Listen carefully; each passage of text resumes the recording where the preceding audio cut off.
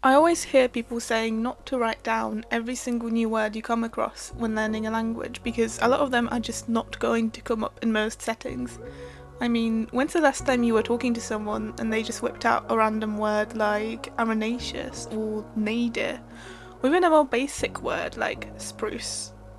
We might all know what a spruce is, but when was the last time you actually heard or saw that word used anywhere? Are you sure you could recognize it when surrounded by other trees? Anyway, the point I am making here is that if you're a language learner reading a book and you come across the word spruce, you are likely to just ignore it unless types of wood are particularly relevant to your life for any reason. However, now that I've made that point, I have a confession. I absolutely do not follow this advice and tend to note down most unknown words I encounter, simply because I find them interesting despite knowing that I will likely never use them in a conversation and I'm unlikely to see them again in different media. I have hundreds of words, noted down in Spanish, French and Italian, and yes, most of them are super handy, but many less so. I'll go on to the reasons why I do this a bit more at the end of the video, but for now let me get on to the main part of the video, creating an illustration combining some of the most useless words I put in my flashcards.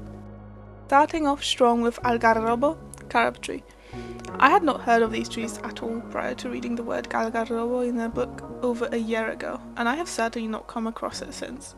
That's a fun thing about having an advanced level in a language though, you end up learning words you don't even know in your native language, discovering entirely new concepts. Next up we have penacho, for plume, which I think I heard in my favourite history podcast, Historian Podcast, a while back, and I have been trying to incorporate it into any relevant conversations, but the truth is that there just aren't any relevant conversations in my life. Connected to this, we also have sable, saber, which would be handy if I was into fencing, though unfortunately I am not. Taciturno, taciturn, which means untalkative essentially, and I wish this word wasn't on this list because I actually absolutely adore it. I identify with it quite strongly and have definitely used it a few times, but it just feels a bit weird to randomly bring up such a fancy word in a casual conversation. Being socially reserved doesn't really have a look per se, so I just drew this random guy that I decided doesn't tend to speak much.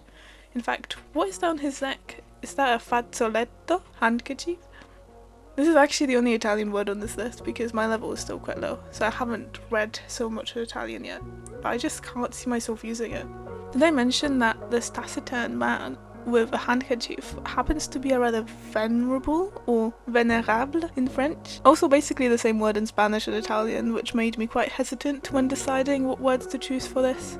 I mean, is it even an unknown word if I immediately understand it? I know a ton of words like this from popular science books I read in Spanish and French, and if I were to include them all in this video, it would be way too long, and it just wouldn't feel right since it's basically the same word. So this is one of only 4 same cognate words I chose in the end. Next up we have caño de escape, exhaust pipe, which could be useful when talking to a mechanic I suppose, but it's just not going to happen in Spanish for me. It did mean I understood all the lyrics to Automático by Maria Becerra though, which was quite nice. Écheveau, for skine, which funnily enough I thought I would never see again, only to find it in Casa Tomada, a short story by Julio Cortázar, in Spanish, ovillo. Although madeja would be the right word for this sort of curved yarn as opposed to a ball, but the official translation used ovillo and skein, so despite seeming unusable, perhaps this word isn't so useless after all. Ajuar or trousseau, specifically in the context of it being a collection of items collected by a bride throughout her life prior to marriage, so that she can then bring those into her new married life. It was a fun concept to learn about. It came up in El Viento Conoce Mi Nombre by Isabel Allende, one of my favourite books, and I made a note of it because I found it interesting, though unfortunately I might never actually be able to use that word at all. Hiedra, ivy, which I noted down as useless because I realised I did not have a good enough grasp of what ivy is to recognise it, which means I would never call it that because how would I know what it is? Paradoxically though, through looking up references to draw this, I actually became very familiar with the leaf shape, so that might not actually be applicable anymore. Oops. My ivy also functions as a climbing plant or enredadera. Next up we have impertinente, impertinent, Yes, the same word, though to be completely honest with you, when I started thinking about it, I realised that I couldn't define impertinent very well, so it was basically a new word for me despite knowing it in a vague sense. I just drew a rude guy for it. Amotinarse, to mutiny. It may come up in history books and history podcasts, which perhaps makes it quite a useful word for me to know since I tend to consume a lot of historical media, but I'm just a bit sad I never get to use it, so I decided to include it anyway. I wasn't sure how to draw this one, so I just drew some soldiers in a generic historical soldier uniform, combining a couple of countries to avoid just having one specific country as a symbol for mutiny, and I angled the soldiers to be walking away from something, presumably a dead captain or something. Sickle. Os. I wasn't sure what this looks like exactly or how it's different from a scythe, which I think is just a bit longer, but it just isn't relevant to my life in any way. I'm not sure if I've ever even seen a sickle in real life, to be honest. Encasillar, to pigeonhole, is a beautiful word. I just don't really know why in English we say it as a pigeon in a hole, to be honest, but in Spanish, just like in Polish, which is my native language, it just makes so much more sense to me.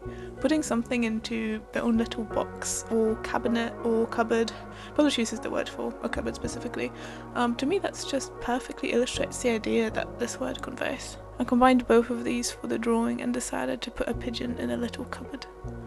Maybe I should have done a box instead. Oh well. Pergeñar, to do something poorly, used for to concoct within the context I saw it in. You could also translate it as to draft or to cobble together, etc, etc, but I quite like the idea of it being a little concoction, which made me think of a witch concocting something, which is probably the easiest way to illustrate that word. Trotamundos, globetrotter. This is a very cute word, but I just don't think people use it much. It definitely seems like a word you'd see in an article written by someone who never travels anywhere or something. Perhaps globetrotter just feels a tad dated to me, so I can't see myself using it. The whole illustration is a rough circle, by the way, and that was done on purpose to make it into more of a globe for my little globetrotter. And now we are drawing the Earth's axis, but no, I did not consider the word for axis to be useless, don't worry. Instead, I bring forth a much more niche term, obliquidad, obliquity. This means the angle of the axis specifically, aka the axial tilt.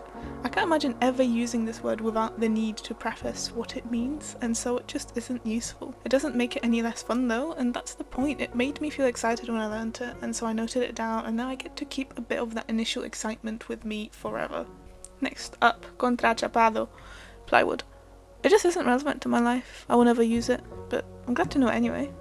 Glycina, wisteria. Similar to ivy, I just realised that I would not be able to recognise wisteria if I saw it. After spending a while looking at pictures and drawing it, honestly it definitely gains some usefulness. Oh, that's an awful amount of water under that plant, actually. I guess you could say that it's been waterlogged. Encharcar, to waterlog. Yes, there are other ways to express that, but I just love how visceral this one is. You can really feel it. The word for puddle plus that little prefix. I always find words with nice clear prefixes, or suffixes as well, just so much more visceral, perhaps because we have a lot of them in Polish as well, but it just feels too real, too palpable not to make a note of. And that little puddle has in turn turned into quite a rivulet, arroyuelo. I always think this is the title of Julio Cortázar's book Hopscotch, which is actually Rayuela, but whenever I try to think of the title, the word arroyuelo just immediately comes to me. Maybe I should read the book to try to fix that. Aquifer. This is just some permeable rocks with groundwater essentially. I looked up some diagrams to help out, but once again, it just wasn't something I had the best grasp on when I first saw the word. The aquifer seems like a pretty good place for some fracking. Fracturación hidráulica. It took me forever to remember the word fracking when I was doing my chemistry GCSEs almost a decade ago now, and the Spanish way of saying it is just immediately so much clearer. Honestly, you could probably see that phrase as someone with zero knowledge of Spanish, just an average English speaker, and it would probably still seem clearer than the word fracking. Unfortunately, I have not heard this word since my GCSE days and will likely never have to use it. Estridente, strident. I didn't really know what this word meant in English, to be honest. It's usually used in books to describe a loud voice, though not so much in conversation. I just drew the way someone might react to a strident voice rather than another yelling person, since we already have that. Maybe I just missed an opportunity to use the impertinent drawing twice. This cute little line is here to illustrate the word for mane, melena. I only ever heard it once and never again. Maybe we just don't talk about lions enough. He also happens to be coming out of a burrow, madriguera. Maybe not the best choice of animal for this, but definitely a cute one. Barley, cebada. I just have no reason to ever talk about barley. I don't have any gluten intolerant friends, I wouldn't necessarily recognise it in a field, and it just never comes up in any conversation unless you're talking about allergens, in which case it would be contextually easy to guess anyway. I just find it funny to note it down for no reason. Contingente, contingent. Okay, so contingent just means subject to change. No definition I was super familiar with before. And what's a better representation of change than a caterpillar? Perhaps caterpillar itself isn't a particularly useful word either, although I remember learning it in a Spanish GCSE class for whatever reason, so maybe I'm wrong, but it certainly brings a little whimsy to life. Lastly, a building material which happens to exist in Minecraft. If you know what any of the blocks in Minecraft look like, however, you will absolutely not be able to guess what it is, because I did not have the right colour markers and quickly completely messed up the colours. This was actually supposed to be caliza, limestone.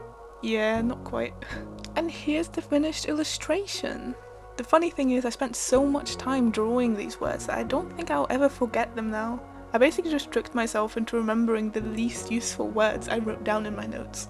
Do you know the mind palace technique? This drawing essentially became an in-person version of that, which is pretty cool. I look at each part and the useless words just come back to me.